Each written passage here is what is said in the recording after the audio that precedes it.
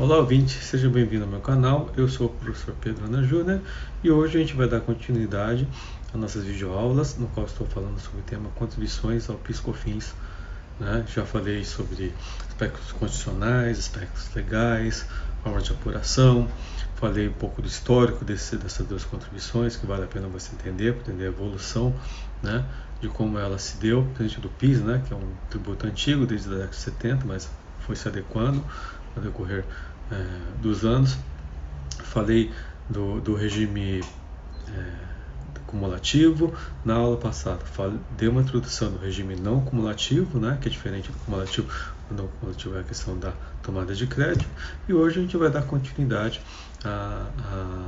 ao regime não cumulativo, no qual eu vou falar das formas do crédito, como é que se apura o crédito, como é que se aplica a alíquota, e como é que o contribuinte, qual que a lei define, das hipóteses de poder fazer essa geração de crédito e tomada de crédito para fim de poder abater da base de cálculo do PIS/COFINS para transformar esse sistema não cumulativo. Então, antes de mais nada, se inscreve no canal para poder receber as notificações, receber os novos vídeos, e a sua participação é bastante importante, e também não perca a oportunidade de comprar o meu livro Curso de Imposto de Renda Pessoa Jurídica, que é um item exclusivo aqui no meu canal, e o link da descrição vai estar aí no corpo do próprio vídeo. Então, passamos agora então ao início dessa videoaula, no qual vou dar continuidade ao sistema não cumulativo, no qual o contribuinte pode tomar o crédito, ou seja, abater o crédito adquirido de PIS/COFINS da cadeia anterior,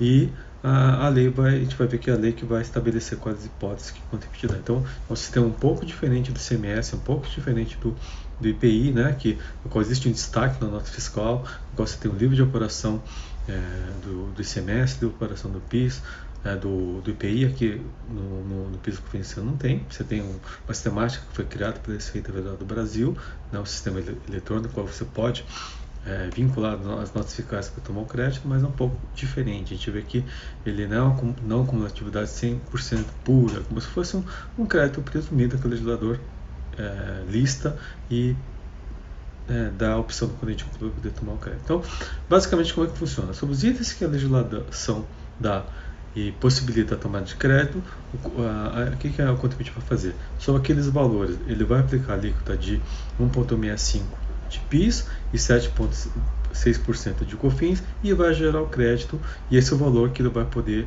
utilizar para fim de abater da base de cálculo, fazer a utilização, e por isso transformar ele em sistema não cumulativo. E esse valor, como é que ele é contabilizado? Ele pode ser contabilizado como ativo da sociedade, ou seja, débito em ativo, aplicação de recurso ativo, cuja contrapartida vai ser uma redutora de custo ou pode ser uma receita no resultado do contribuinte. Então, o correto, no meu entender, seria uma redutora de custo, no qual você vai reduzir o valor do custo, como no ICMS, como no IPI, e vai ter um valor menor ali no estoque da mercadoria para fim poder utilizar e abater o crédito na utilização.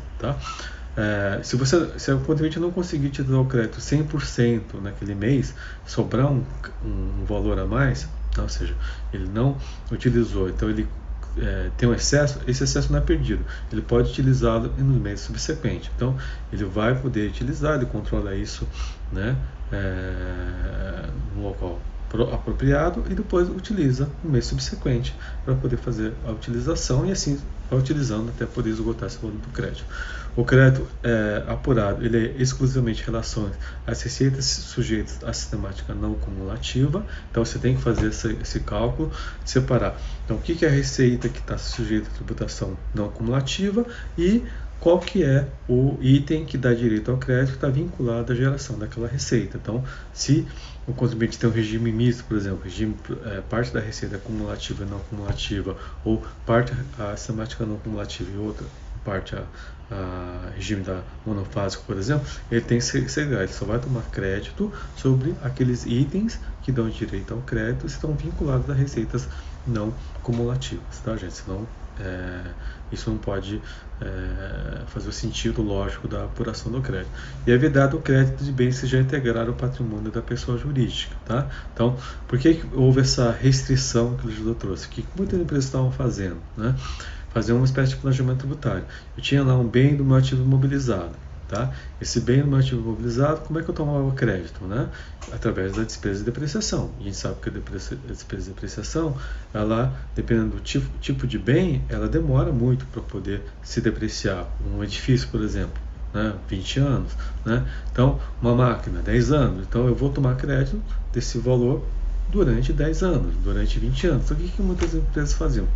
Principalmente com o ativo imobilizado.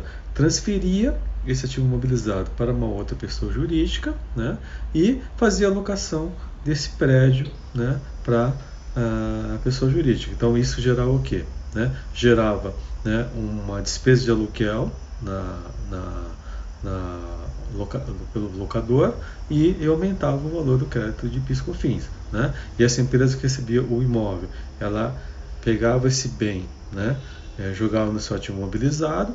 Geralmente essa empresa seria uma empresa cuja atividade seria imobiliária, ela ia ser tributada pelo lucro presumido e tributava a receita pelo imposto de renda por um valor menor e se aproveitava da despesa de depreciação, né, e pagava o PIS/COFINS pela cumulatividade. Só que em contrapartida, a empresa locadora, ela tinha uma despesa de locação, um valor maior, e gerava um crédito de PIS/COFINS no valor maior. Então, a Receita Federal do Brasil, vendo esse tipo de manobra, esse tipo de planejamento tributário, alterar a legislação fazendo essa restrição. Então, se o bem já fez parte do patrimônio da pessoa jurídica um dia, né, ele for transferido e ele for locado, gerando despesa de aluguel, então eu não vou poder tomar o crédito de PIS/COFINS pela sistemática não cumulativa. Tá? Então isso é uma coisa que tem que tomar bastante cuidado, né, quando a empresa for fazer esse tipo de manobra, esse tipo de planejamento. E agora a gente vai ver quais são as hipóteses que o contribuinte vai poder tomar crédito. Né? Então, para isso, o que você tem que analisar?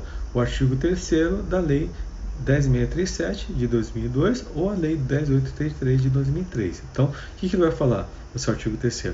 Do valor apurado na forma do artigo 2º, a pessoa jurídica poderá descontar créditos calculados em relação a. Tá? Então, aí vai ter as hipóteses que quais são os itens, né, e bens, né, que dão direito a crédito para o contribuinte. Sobre o que eu posso tomar crédito? Então, inciso 1, dos bens adquiridos para revenda. Então, eu sou lá uma empresa que compra e revende mercadoria, um supermercado, por exemplo, né, um comerciante. Então, eu compro para poder revender. Então, sobre esse item que eu compro e revendo, é um item que eu posso tomar crédito. Né? Porque eu sou obrigado a tributar pelo regime da não cumulatividade, então faz sentido tomar crédito por aquele valor, porque eu vou revender aquele produto, então eu me acredito do PIS/COFINS pago na cadeia anterior, exceto em relação às mercadorias e aos produtos referidos no inciso 3 do parágrafo 3º do artigo 1º desta lei e no parágrafo 1º e artigo parágrafo 1A do artigo 2º dessa lei, no caso, que é substituição tributária, monofásico e ou importação, que você tem regra própria para apuração de crédito,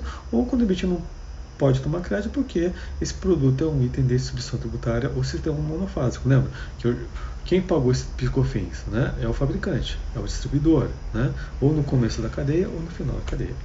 Aí temos o que? A segunda hipótese, inciso 2, bens e serviços utilizados como insumo na prestação de serviços e na produção ou fabricação de bens ou produtos destinados à venda. Então, o insumo que eu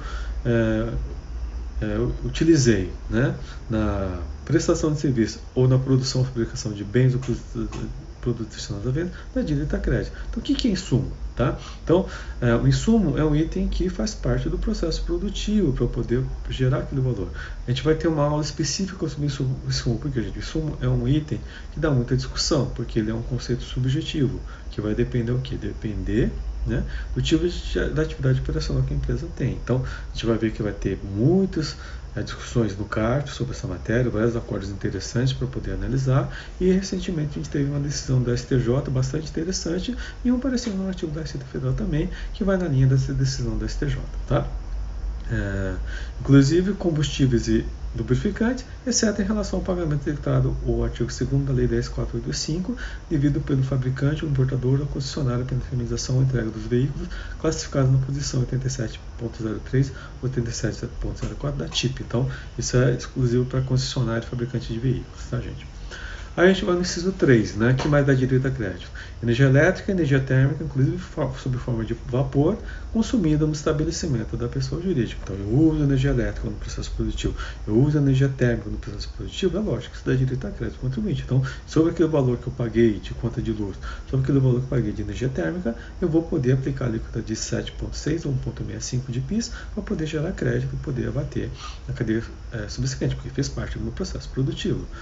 Inciso 4. Aluguéis de prédios, máquinas e equipamentos pagos à pessoa jurídica utilizados na atividade da empresa. Então, se eu alugar um prédio, né, se eu alugar uma máquina, um equipamento, né, e se a locação for paga para uma pessoa jurídica, eu dou direito a crédito. Por quê? Eu estou utilizando na atividade da minha empresa. Tá? Agora, se é pago uma pessoa física, não dá direito a crédito. Então, para poder gerar crédito, tem que fazer a locação de uma pessoa jurídica. Tá? Esse é um detalhe que a gente tem que observar. Inciso 5. Valor das contraprestações de operações de arrendamento mercantil, caso do leasing. Né? Então, leasing é que eu pago para a pessoa jurídica que também dá direito de crédito. Aí a lei vai falar, exceto de optante pelo simples, né? Mas não existe empresa de leasing que está no simples. Então, nem sei se faz sentido que vem depois da vírgula lá, para poder tomar crédito, que eu acho que na prática não existe. Tá? Vamos lá na sexta hipótese.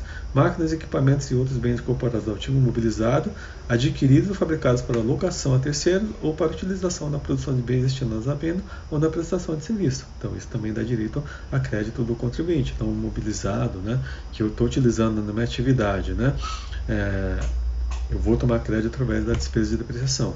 Inciso 7º, né, sétima hipótese.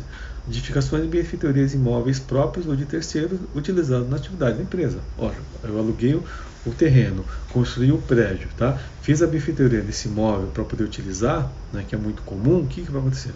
A despesa de depreciação vai me dar direito a crédito. Faz sentido, porque eu estou utilizando a minha atividade da empresa.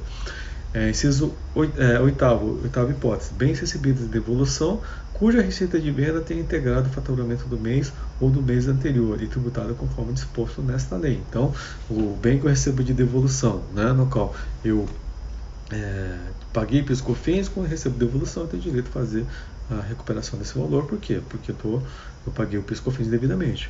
Nona hipótese, armazenamento de mercadoria e frete na operação de venda, nos casos do inciso 1 e 2, insumo ou revenda, quando o ônus for suportado pelo vendedor. Então, o frete, né, e a despesa de armazenagem, quando o vendedor assume o ônus, tá, dele, o custo dele, então dá direito a crédito, faz sentido.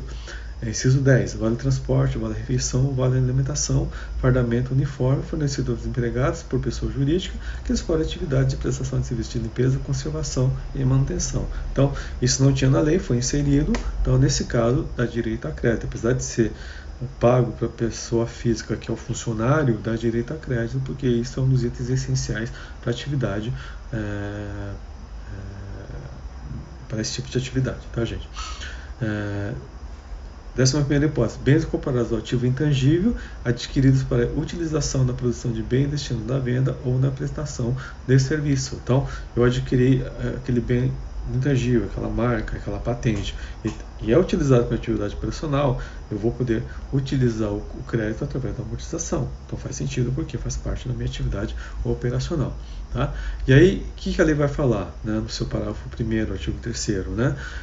Qual o momento que eu vou tomar o crédito? Tá? Então, no caso do item para revenda ou no caso do insumo, vai ser no momento da aquisição desse item. Né? Então, quando eu adquiro esse bem, eu vou ter direito ao crédito e vou poder fazer a utilização. No caso, né, do energia elétrica, energia térmica, aluguel, frete e leasing, vai ser quando a despesa for incorrida. Tá? Então, quando fizer por competência a contabilização desse valor, eu vou tomar o crédito.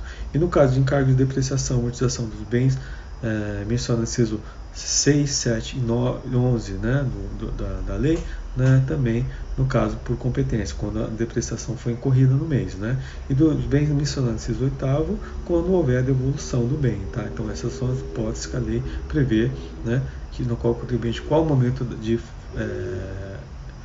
apropriar o crédito para poder fazer a utilização. Tá? E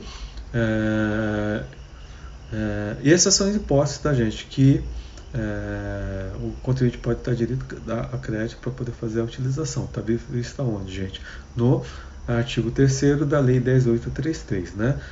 O que a lei veda, né? O que não dá direito a crédito? Mão de obra paga pessoa física, então só posso tomar crédito de aquisição feita de pessoa jurídica, de aquisições não sujeitas ao pagamento das contribuições, que é o caso da não incidência, alíquota zero, inclusive no caso de isenção, quando revendidos ou utilizados como insumos em produtos e serviços sujeitos à alíquota zero, isenção não alcançada pela contribuição, né? Então, se a aquisição for isenta, mas subsequente for tributada, haverá crédito, tá? Então, essa é uma interpretação que a gente dá em relação a isso, tá, gente?